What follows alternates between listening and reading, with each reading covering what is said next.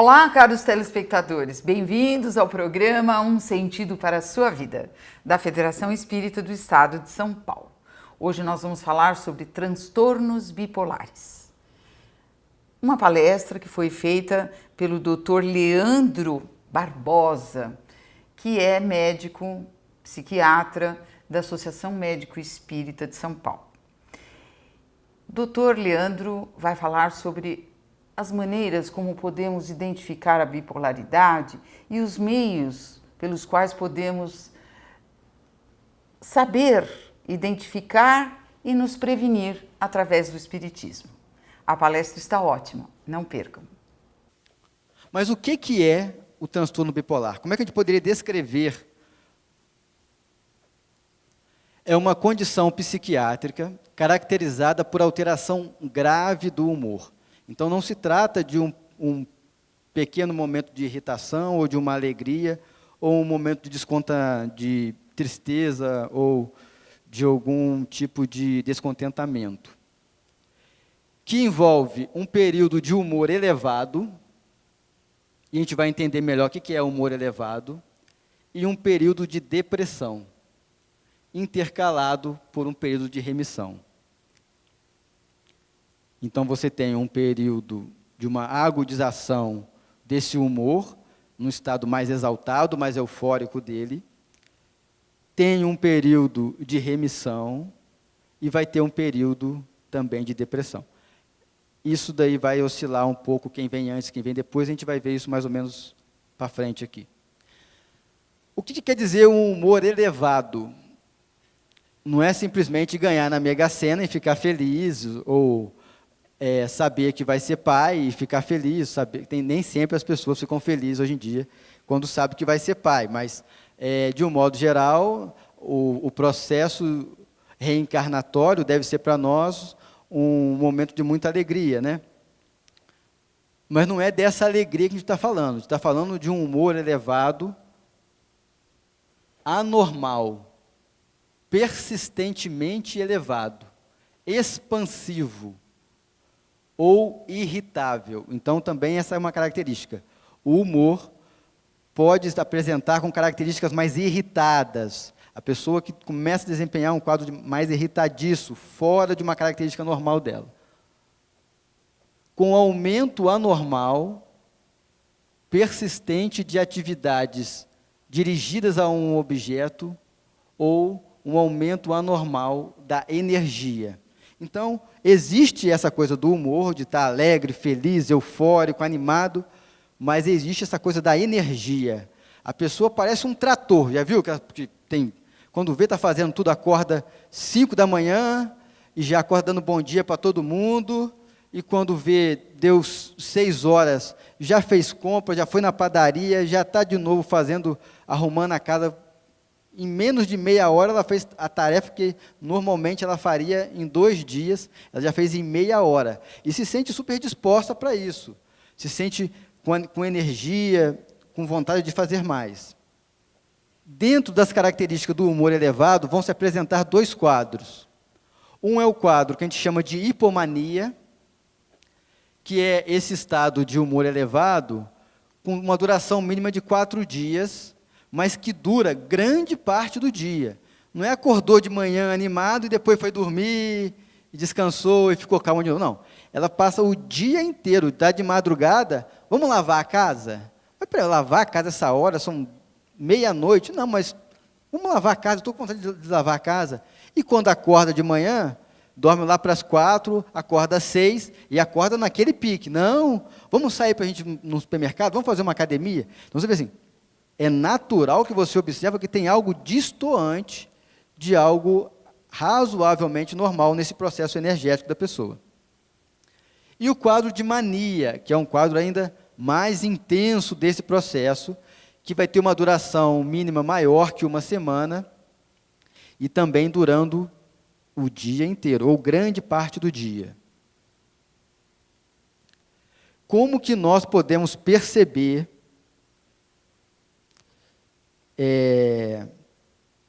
essa alteração em pessoas que buscam ou que estão próximo a nós? Esse tipo de pessoa não costuma pedir ajuda, não costuma buscar socorro. Por quê? Porque ele não se sente mal. Pelo contrário, ele se sente muito bem. As pessoas que chegam para a busca de atendimento médico, atendimento espiritual na casa espírita, são pessoas que percebem, que sentem um sofrimento, uma dor, um descontentamento. Esse tipo de momento, ele está o polo contrário do descontentamento. A pessoa se sente a melhor pessoa do mundo. Para ela, está tudo muito bom e nós que não estamos percebendo o quão bom o mundo é. Então, elas dificilmente estarão vindo aqui na casa para falar sobre as necessidades de ajuda que ela precisa. A não ser pacientes que já passaram por esse processo e já desenvolveram uma autopercepção e falam, quando eu começo a ficar assim, sem dormir, eu sei que eu não estou bem, então eu estou vindo procurar um médico, estou procurando ajuda. Mas, de um modo geral, e principalmente nos primeiros episódios, pelo contrário, a pessoa está muito bem e muito obrigado. Mas como é que a gente percebe isso? A pessoa fica com um pensamento muito acelerado. Ela não dá conta nem de coordenar, muitas das vezes, a ideia dela, o pensamento, de tão acelerado que ele é. E quando ela tenta falar, ela como que engole as palavras, corta as palavras, porque ela tenta acompanhar na fala o pensamento dela. Então, é muito rápido. Tem uma pressão na fala, né? E claro que isso dificulta que ela tenha uma atenção focada. Ela dirige muita atenção para tudo que qualquer estímulo que tem, ela está ligada. Então, eu estou conversando com a pessoa aqui, um outro pergunta para uma terceira pessoa alguma coisa lá, ela já vai e já responde para ele o que a outra perguntou, sendo que eu que estou conversando com a pessoa aqui, dado o grau de desatenção que ela fica de vigília. O humor é um humor expansivo, eufórico, pode apresentar também o quadro de irritabilidade, e às vezes hilário, muito alegre, muito feliz, brincalhão. O aspecto somático é esse que eu falei do campo de ter uma energia, uma disposição muito grande.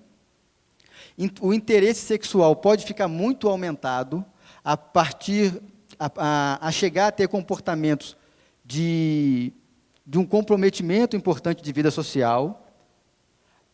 Comportamentos impulsivos se tornam mais presentes. E tem uma diminuição importante do sono. Não é que a pessoa fala que não está dormindo, que está com insônia. Ela dorme pouco e está tudo muito bem. Ela acorda muito bem disposta. Dormiu 3 horas e está com gás total. Parece que dormiu 10 horas.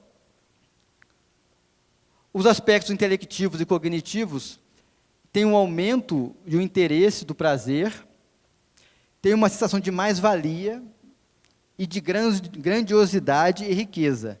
Não é comum em pacientes, num quadro de surto dessa ordem, achar que são pessoas mais importantes. Eu lembro uma vez num hospital militar, um paciente, já era um senhor, ele vem trazido pelo filho, após o filho ter sido chamado, que ele estava numa loja de carros, ele tinha comprado 10 carros. Porque ele ia dar para os primos, para os vizinhos, tinha pessoas muito queridas que ele queria dar esses carros. E aí, é claro, na hora de fechar a compra, já era um senhor, o pessoal entrou em contato com a família e falou assim, olha, seu pai está aqui, você não quer vir dar uma conferida aqui na compra que ele está fazendo? O filho já mais ou menos conhecia a história e foi lá buscar o pai. Quando o pai chega no hospital, era um hospital geral, militar, chega esse senhor batendo continência com as 2 mãos, você vê, militar, tem toda uma rigidez nesse processo, e ele batia a continência com as 2 mãos, dizia ser o general da brigada tal, se descrevia lá, e já ia perguntando para as pessoas que estavam ali na emergência qual que é o problema que ela estava tendo, que ele já ia mandar resolver, se estava gostando das instalações do hospital, porque ele veio vistoriar, só estava ali para fazer uma vistoria no hospital, e assim, vestido de roupa de praia, estávamos numa época já de outono, inverno, não era nem época de verão, mas muito energético, muito acelerado e com esse comportamento assim inadequado para aquele espaço ali. Em termos de critérios diagnósticos, a gente vai ficar muito atento em questões de uma autoestima inflamada, como eu falei, nessa redução do sono, e esse é um ponto importante que a gente vai retomar mais para frente, numa atividade mais loquaz. Então, assim, ele gostava de conversar, mas agora ele fala pelos cotovelos, a gente está aqui, não está aguentando mais. Desde quando chegou, só ele falou. Está parecendo eu aqui, né? Estou falando desde quando eu cheguei aqui, mas aí não é um quadro de mania, não, é uma necessidade mesmo de apresentar para vocês. Ele tem essa fuga de ideias que eu falei, então ele está pensando numa coisa, essa coisa, já vem uma outra coisa na cabeça dele, ele já liga com aquela outra coisa. Uma desatenção, uma aparente inquietação, ele não fica sentado, sereno, calmo, ele vai estar andando, conversando, falando, e normalmente ele pode estar se envolvendo em atividades de um potencial de risco, como compras, indiscrições sexuais, investimentos financeiros. E aí é isso, de comprar 10 carros, é de achar que todo mundo que está passando pela rua está achando ele o mais bonito. Então, se essa moça passou e me achou o mais bonito, eu já vou me apresentar para ela. Então, começa a apresentar para todo mundo, falando que tem muito dinheiro, que acha a pessoa muito bonita. Perde um pouco esse crivo de crítica. E quais são os tipos clínicos que a gente vai apresentar para vocês aqui? Na verdade, existem, como eu falei hoje em dia, cada vez mais a percepção e no aprofundamento dos estudos, um detalhamento na percepção dessas características e dessas manifestações.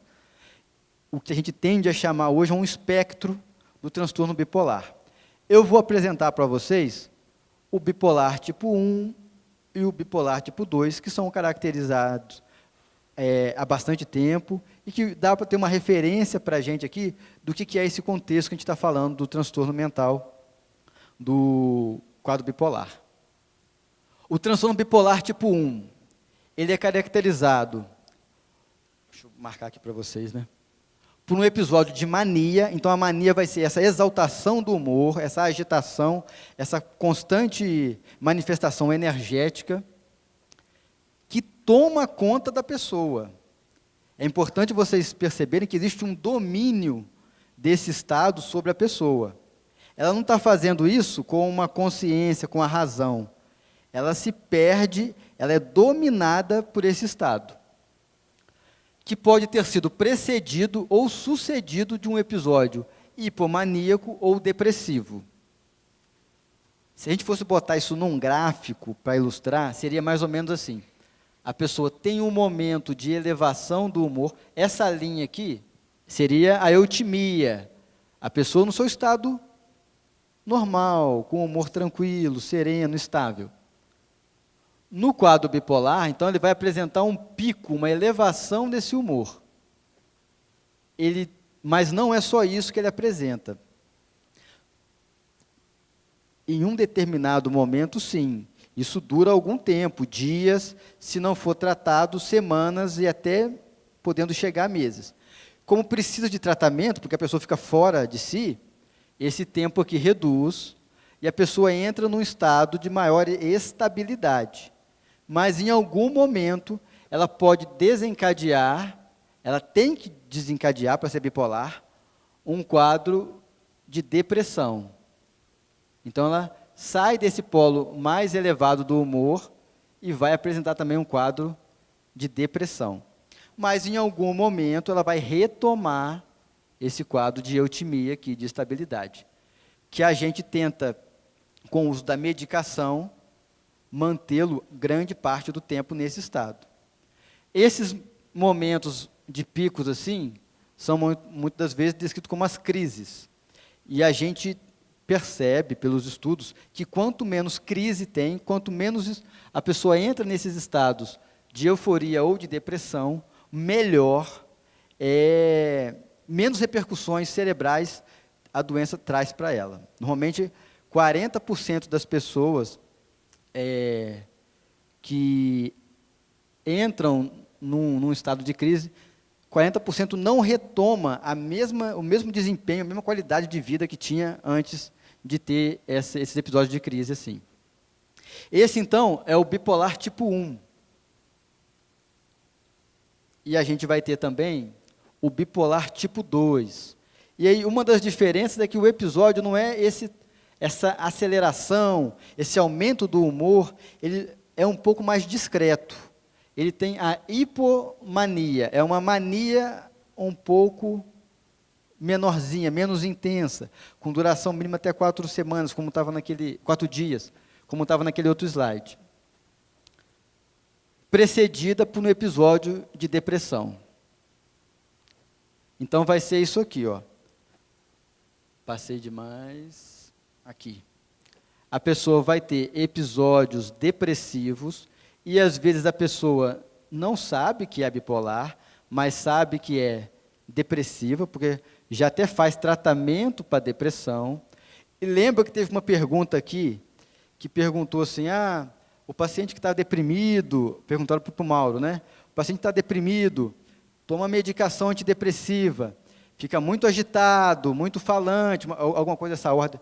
O Rafael falou, isso é um sinal de alerta para o transtorno bipolar, é porque o antidepressivo, quando trata esse processo depressivo, ele às vezes não para simplesmente na eutimia, ele joga o paciente para um quadro mais eufórico. Por isso que é importante ter uma distinção entre a depressão unipolar, que é a depressão de quem não tem um transtorno bipolar, e a depressão de quem é bipolar, porque o tratamento tem caminhos diferentes.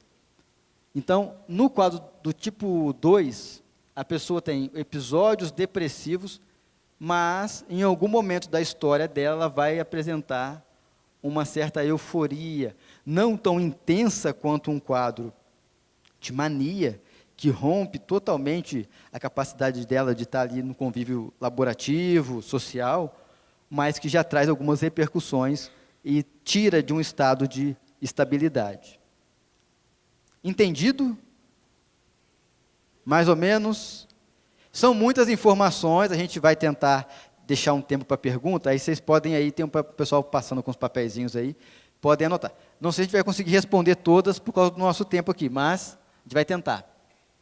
E aí vocês viram então que a gente entrou num tema que já foi trabalhado aqui hoje, que é de uma grande importância, que é a depressão.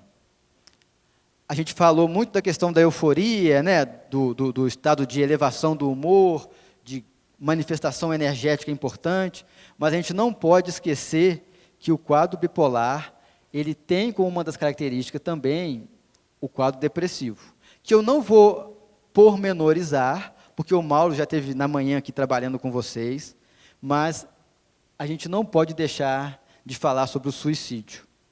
E por que a gente não pode deixar de falar sobre o suicídio?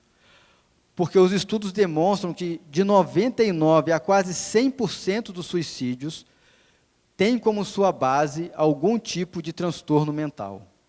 E quando eu falei do preconceito, a gente encontra muitas situações e encontramos também orientação da Organização Mundial de Saúde, em que se deve trabalhar o processo de educação para se entender que o preconceito é uma das formas que mais leva a pessoa que tem um transtorno mental a não procurar o tratamento e sofrer uma possibilidade maior de risco de chegar ao fim com um suicídio. Dentro dos casos de suicídio, eu falei que de 90% a 100% está relacionado a transtornos mentais, mas veja, quase 40% deles são transtornos ligados ao humor. E entre o transtorno de humor entra o bipolar, a depressão. Esses números vão ficando mais impactantes quando a gente vê, pensando na população mundial, a cada 40 segundos tem alguém cometendo suicídio. Sendo que esses dados nunca são tão verídicos, eles tendem a ser sempre para menos. De cada 100 pessoas com depressão, 15 decidem suicídio, se matar. No transtorno bipolar, o risco de suicídio é 30 vezes maior do que numa pessoa normal. Então veja por que é importante falar sobre suicídio quando a gente fala de transtorno bipolar. 30% recebem tratamento adequado. Olha que número pequeno de pessoas que poderia... Se a gente entende que quase 100% é transtorno mental, quase 100% precisaria de um tratamento adequado. Somente 30% recebe. Tem uma grande parcela aí passando despercebida e chegando a vias de fato muito graves. Por que é importante a gente saber isso? Porque nós temos um compromisso com a vida. A responsabilidade que a doutrina espírita nos traz de informação a respeito do que é o processo reencarnatório nos dá bagagem suficiente para entender o quanto nós temos que estar atento a esse processo de ruptura desenfreada e agressiva dos liames carnais. A gente sabe que não é o conhecimento da vida após a morte que impede uma pessoa de suicidar. Muitos espíritas chegam para a gente depois de tentativa de suicídio. Mas o que acontece que essa pessoa sabe que a vida não acaba? Sabe que depois que ela se desligar do corpo físico, existe um corpo, uma vida espiritual. Não adianta a gente saber doutrina espírita. A gente tem que começar a vivenciar.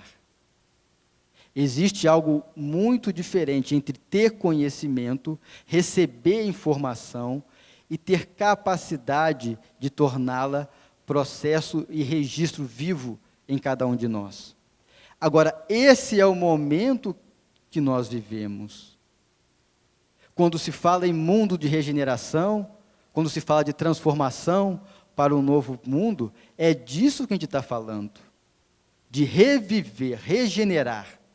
Ter essas informações que estão no campo mental e renascer com ela, como processos vivenciais de cada um de nós. Através do entendimento da bondade e do amor de Deus, através do entendimento do sofrimento em nossa vida. Essas bases que a doutrina traz de informação, que vão dar sustentação a lidar com o sofrimento. O suicídio é a ponta do iceberg, mas como passar por esse processo que pode levar ao suicídio, é um processo que cabe da nossa vivência dessas informações que a gente recebe. E aí cabe a nós também, que estamos aqui na postura de acolhedores dessas pessoas que estão em estado de sofrimento, saber passar isso para ela. E como que a gente passa? Através de uma acolhida verdadeira. E essa acolhida tem que ter a vivência dentro de nós. Passar conteúdo informativo, isso aí a gente pode dar um livro para a pessoa ler. Mas através da nossa conversa, da nossa fala, do nosso acolhimento, energeticamente transportar para ela essa vivência doutrinária que a gente desenvolve dentro de nós, esse é o nosso desafio. Bem, mas até agora nós falamos de aspectos clínicos, científicos, para tentar mostrar para vocês que existe um campo biológico que movimenta todas essas alterações. Mas existe um lado também espiritual desse processo. E essa é a grande diferença que vai fazer a nossa percepção no entendimento das dores e dos sofrimentos, e dentro deles o transtorno bipolar se encaixa. Vamos ver quem vai falar aqui para... Lourenço Prado, no livro Instruções Psicofônicas, vai trazer a seguinte definição de saúde para a gente. Saúde é o pensamento em harmonia com a lei de Deus. Doença é o processo de retificá-lo, corrigindo erros e abusos perpetrados por nós mesmos, ontem ou hoje, diante dela. Veja como é o entendimento do que é saúde e do que é enfermidade. Esse entendimento modifica totalmente a nossa postura diante do sofrimento que a gente vive. A partir do momento que você entende que a doença é um processo de realinhamento, de retificação às leis naturais, às leis de Deus, você tem que entender que o que a gente chama de doença é, na verdade, remédio. Se eu estou em alinhamento, em harmonia com a lei natural, e ao sair desse alinhamento, eu me desarmonizo, uma das formas que a gente tem de retomar esse alinhamento é a doença, é o transtorno mental, por exemplo. Então, ele não é algo ruim, ele é algo que tem uma perspectiva de te ajudar, de te melhorar, de te trazer para um alinhamento, uma harmonia com a lei de Deus. E esse entendimento deve ser a base do nosso processo de, às vezes, passar por situações em que a gente pode até sofrer, porque são situações delicadas, mas nunca desesperar, nunca transformar na situação dolorosa como um motivo de lamentação, queixume, de piora do nosso campo energético e vibracional. Porque a gente sabe que esse é um processo de melhoria, é um instrumento de retificação. E isso aqui, gente, é um conceito totalmente diferente de quem entende que doença é uma doença, é um processo de piora, e simplesmente isso. Então, se a doença é uma doença, eu tenho que acabar com a doença. Se eu entendo que a doença não é uma doença, mas é um processo de melhora, ela passa a ter uma outra perspectiva. Em linhas gerais, bem resumido, só para ficar uma coisa um pouco didática, assim, para a gente ilustrar, a gente poderia que a gente tem, no desrespeito à vida, e aí a nossa própria vida e a vida do outro, e isso se dá pela questão da nossa capacidade de escolha, de pensar e de livre-arbítrio, a gente às vezes age de forma desrespeitosa, e isso vai gerar uma desarmonia com a lei. Nessa desarmonia, o impacto desse registro em nossa consciência, aonde está registrada as leis divinas, gera consciência de culpa e, de uma forma, no campo energético, ela desvitaliza o nosso campo energético. Isso vai ter registros no nosso campo, no nosso corpo espiritual, no perispírito e nos campos energéticos, que vai gerar marcas no processo reencarnatório de origem de estruturação do corpo físico, marcas genéticas, que vão despertar disfunções orgânicas. De uma forma resumida, só para ter uma breve alinhamento de ideias, esse é o processo quando Prado fala do desalinhamento da harmonização pelo afastamento da lei divina. Ainda nessa temática, Emmanuel vai falar o seguinte: a saúde é a perfeita harmonia da alma. Então, quem aí está se sentindo com saúde, saudável, fez os exames, está tudo normal, passa agora pelo crivo de Emmanuel sobre saúde. Como é que está a harmonia da sua consciência, a harmonia dos seus pensamentos, das suas emoções? Se tiver harmonizado, está saudável mesmo. A saúde é a perfeita harmonia da alma, para a obtenção da qual, muitas vezes, a necessidade da contribuição da moléstia e de deficiências transitórias da terra.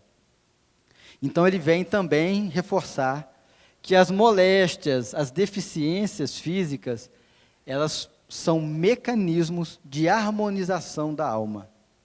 Cabe a nós fazer essa percepção e a vivência dessas orientações. Agora, trazendo um pouco para o transtorno bipolar, que desarmonia fica claro para a gente, ou um pouco mais explícito, quando a gente fala um pouco, ou descreve para vocês um pouco as manifestações do quadro bipolar. Não é uma instabilidade do humor, esta instabilidade da alegria e da tristeza, essa desarmonia a ponto daquele paciente vivenciar um quadro de dominação por aquele estado, nos estados de euforia patológico, onde tem essa grande aceleração do pensamento, existe uma completa dominação do senso de vida daquele paciente pelo estado de humor. Nesse processo, ele tem uma perda da liberdade, a liberdade de controle das suas emoções. Não é incomum que os pacientes, às vezes, chegam para você e falam assim, mas eu não posso ficar muito alegre não, porque eu posso sair do trilho, né, doutor? Sabe como é que é? Lá em casa já ficam atentos comigo. Quando eu começo a ficar mais isolado, começo a ficar mais entristecido, eles já chegam perto de mim, perguntam se eu não quero ir no médico, se eu não quero passar por uma avaliação, porque sabe que eu não controlo esse estado mais depressivo. Eu vou afundando e aí eu não saio de casa, eu começo a ouvir coisas mandando eu fazer, a me matar. Então, existe uma perda da liberdade, do controle, principalmente dos estados mais intensos das emoções. Coisas que nós, de um modo geral, desenvolvemos naturalmente no processo de vivências, desde a infância até a idade adulta. Então, é o estado de euforia ou tristeza patológica que leva a uma perda do domínio sobre si. E aí a gente vai pegar um registro de Joana de Ângeles, no livro Amor Imbatível. Eu coloquei alguns livros aqui, algumas referências, porque para vocês que querem anotar, confiram essas informações, estudem mais. Aqui a gente vai dar um en passant, né? A gente vai passar, mas existe um aprofundamento teórico muito mais rico dentro dessas obras. E eu tentei colocá-las todas aí para vocês terem uma biografia interessante para estudo aí. E aí Joana vai falar assim, o excesso de humor também expressa disfunção orgânica, mostrando que existe um componente orgânico nesse processo de desequilíbrio do transtorno bipolar, revelando-se em traços de personalidade em forma exageradamente otimista, que não tem qualquer justificação de conduta normal. Então ele sai de qualquer justificativa de algo normal. Não, isso a gente percebe que existe um domínio desse estado de humor sobre a pessoa, já que se torna uma euforia responsável pela alteração do senso de realidade. A pessoa perde o senso de realidade dela. Perde-se nesse estado o contorno do que é real. Por isso a perda da liberdade. E passa-se ao exagero, tornando-se irresponsável em relação aos próprios atos, já que tudo entende como fácil manejo e definição. Em tal situação, quando irrompe a doença, há uma excitação que conduz o paciente a compras, agitação, insônia, com dificuldade de concentração. Então, é Joana reforçando um pouco as características clínicas da doença, mas ressaltando essa perda de um estado real pela manifestação mais aguda dos quadros no quadro que ela descreve da mania. E como a gente trabalha a perda da liberdade, ou 10 minutos? 10 minutos, gente. Como a gente trabalha a retomada da liberdade. Essa é uma proposta que a gente traz aqui, dentro de uma reflexão do transtorno bipolar, mas ela cabe perfeitamente para cada um de nós. Quais não são as situações em que nós estamos perdendo a nossa liberdade?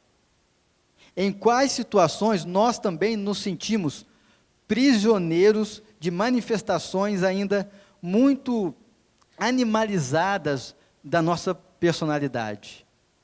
Em que momento nós perdemos o controle através de manifestações ainda inferiores do nosso comportamento? A gente está trazendo reflexões do campo do transtorno bipolar, mas elas podem ser desdobradas em reflexões íntimas para cada um de nós. E como fazer para encontrar a liberdade diante desses problemas que nos aprisionam?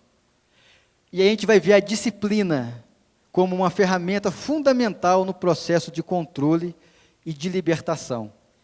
Revisitando o Renato Russo, quando ele fala disciplina é liberdade, a gente vai ver que no tratamento do transtorno bipolar é fundamental que os pacientes passem a ter um comportamento disciplinar em sua vida. É importante que eles durmam, tenham noites tranquilas e que completem um sono. É importante que eles tendem a tomar a medicação em horários mais regrados, que eles busquem atividades que tenham também a sua regularidade, a sua rotina. Isso ajuda no processo de autopercepção, de autoconhecimento e de disciplina. E é nesse estado de disciplina, de controle das suas emoções, que ele encontra um alívio para a vivência mais plena da sua liberdade. E aí a gente vai ver Joana, no livro Mestres de Amor, dizendo: em ti mesmo a reencarnação significa escola de iluminação, mas também cárcere disciplinar, em cuja oportunidade adquires recursos e valores que te propiciam liberdade e ascensão. Veja, a proposta da doutrina espírita é uma proposta educadora. A nossa visão de Deus não é um Deus punitivo. Então, o afastamento, a desarmonia com a lei divina não sofre punição, mas nós necessitamos de retomar um equilíbrio, e a retomada desse equilíbrio passa por um processo educativo, onde a disciplina, dentro de escolhas feitas por nós, na reencarnação, traz ao homem a felicidade do homem decorre, pois da disciplina que este se impõe. E aí ela ilustra a educação da vontade. Quanto de nós educamos as nossas vontades?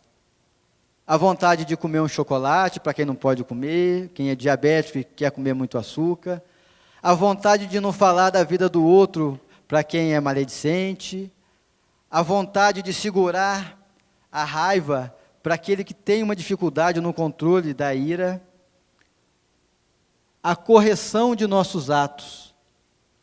A moderação da nossa voz. A moderação da nossa voz, do nosso olhar, a moderação do nosso pensar, o domínio dos nossos impulsos. Perspectivas que, dentro da proposta de se disciplinar, são estratégias fundamentais para quem quer alcançar a felicidade. Espero conseguir fechar com vocês, senão a gente vai interromper e vai abrir para as perguntas, tá bom? Passando para a parte do tratamento agora. É fundamental que a gente... Lembra naqueles primeiros dados que eu perguntei, que eu mostrei para vocês de uma pesquisa que foi feita? A PFAI falou assim, não sei quantos por cento indica passar no médico, quantos por cento indicam passe. Veja bem, o tratamento com um acompanhamento médico não é tomar remédio não, tá, gente? Eu já tomo remédio há 10 anos e nem vou mais no médico, fico só... Nos transtornos bipolares, principalmente, o médico precisa de estar acompanhando o paciente, até para pensar em redução de medicação. Então, isso é fundamental, o acompanhamento médico. E psicoterápico também. Cada vez mais as psicoterapias têm se atentado a essa atenção com um processo de autopercepção do paciente, para ele compreender as necessidades desse cuidado que ele tem que ter com ele mesmo e no controle da sua vida mais disciplinar. Eu não vou detalhar aqui, por causa do nosso tempo, mas é importante também a atividade física como uma estratégia de recurso e processos como meditação, em que traz uma busca da autoobservação, cada vez mais tem sido demonstrado como de papel relevante no processo de estabilização dos pacientes com transtorno bipolar. Mas, falando um pouco dentro da nossa casa, né? Dentro do nosso campo aqui. Qual a terapêutica espírita? Qual a proposta que nós, dentro da doutrina espírita, podemos oferecer ao transtorno bipolar? E a gente vai entender que o primeiro ponto que a gente deve ter com clareza é a percepção da doença, é a consciência da doença. Quem nega o processo do adoecimento não consegue ter um tratamento adequado. E isso não é só para o transtorno bipolar, é para todos nós. Quem acha que a dor de cabeça é só uma dor de cabeça e quer tomar um remédio para acabar com a dor de cabeça, está negando, não está identificando o papel dessa dor de cabeça. Essa dor de cabeça pode sinalizar que você tem exagerado na sua alimentação. Essa dor de cabeça pode sinalizar que você não tem dormido direito. E esse é um processo de conhecimento da doença. E buscar, através dos sinais que ela te dá, como transformações individuais. Nesse processo de busca, de conscientização, você vai se deparar com o autoconhecimento. O entendimento mais profundo e verdadeiro de que cada um de nós somos. Nesse processo existe, então, um reconhecimento verdadeiro de nós, enquanto seres imortais, e da percepção do outro, mas uma percepção profunda, verdadeira, e não a percepção simplesmente de saber que ele existe, que é meu vizinho, que é meu amigo, meu familiar. Dentro desse reconhecimento de si e do outro, a gente desperta a consciência verdadeira para a presença de Deus. Num primeiro momento, essa consciência se dá através de uma crença, porque ela vem pelo aspecto intelectual. Você junta A mais B e, de alguma forma, você consegue perceber naqueles elementos que existe a presença de Deus.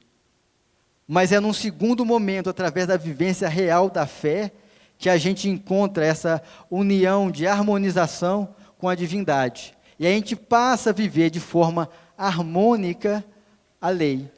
E é nesse processo de harmonização com a lei que a gente encontra o nosso equilíbrio, a gente encontra a saúde. Então, essa é em linhas gerais, né, gente? Eu estou passando aqui uma tentativa de destrinchar um pouco as possibilidades da proposta terapêutica espírita. Mas que ferramentas a gente pode usar? Ah, mas eu já estou usando tudo isso aí, não está funcionando. Tem que rever como é que está tomando os remédios, então. Os remédios que eu estou falando, esses que eu vou começar a falar aqui agora, tá? A oração, evangelioterapia, a fluidoterapia e o atendimento mediúnico. Então, eu coloquei mais ou menos esses como as linhas para a gente pensar um pouquinho sobre ela. A oração, eu vou buscar lá, também é Joana falando. A mente que ora sintoniza com a fonte divina, com a fonte da vida. Se a gente está buscando um processo de harmonização, é exatamente isso que a gente quer fazer. Entrar em sintonia com a fonte da vida. Aí eu vou cortar aqui, tá? Reajustando moléculas orgânicas no mapa do equilíbrio físico. E dinamizando potencialidades psíquicas e emocional. Como tem sido a sua oração? Quando você se coloca no processo de oração, e aí eu estou pensando na oração como um momento de recolhimento íntimo, embora existam pessoas que já transpassaram esse momento e vivem em completa oração a sua vida. Mas vamos pensar no processo da oração como um momento de recolhimento íntimo e de sintonia com a fonte da vida. O quanto nós conseguimos chegar próximo dessa conexão em nossos momentos de oração. O bazar, hein, gente? Vamos passar no bazar depois lá, hein? Ó. Aqui sou eu, né? Espera aí. Então, o segundo ponto lá é evangelho. Vocês viram que estavam acabando meu tempo mesmo, né? Evangelioterapia. O que é evangelioterapia? Ah, eu vou lá na casa espírita, sento lá, ouço o evangelho e vou para casa. Isso aí eu ouvi evangelho na casa espírita. Você pode ligar o computador e ouvir na sua casa. Embora a gente sabe de toda a instrumentação espiritual que uma casa espírita exige. Para acontecer uma casa, não é só quatro paredes ali e um lugar de pessoas falando. Existe toda uma preparação espiritual para aquele espaço ali. Mas, se você vai lá só para ouvir o Evangelho, você pode ler o Evangelho em casa. Isso não é evangelho-terapia. A evangelho-terapia ela vai passar por um estudo, sim, do Evangelho, porque nós precisamos recordar, retomar as informações que estão registradas na nossa consciência, e essa consciência mais profunda, onde estão as leis divinas registradas, e nada melhor do que o Evangelho de Jesus para nos nortear nesse processo. Então, o estudo do Evangelho, mas principalmente isso aqui, gente, ó, a vivência do Evangelho. Repito, a doutrina espírita não é uma doutrina para ser simplesmente estudada, embora é uma doutrina que tem nas suas bases o estudo, a pesquisa, a crítica racional. Ela precisa ser vivenciada. E o que mais do que o Evangelho nós precisamos vivenciar em nossas vidas? Então, aí nisso aqui pode entrar atividades na própria casa espírita ou não, mas do desenvolvimento da caridade, o Evangelho no lar, toda a proposta de autoconhecimento e de transformação das suas inferioridades, através da proposta de Cristo do amor ao próximo, e amor a Deus e a si mesmo, vai direcionar a evangelho-terapia. E a gente vai ver por que Jesus. Primeiro por ser a nossa referência, e não esquecendo o quanto ele foi claro nessa passagem, em que ele não veio destruir a lei, mas ele veio dar cumprimento a ela.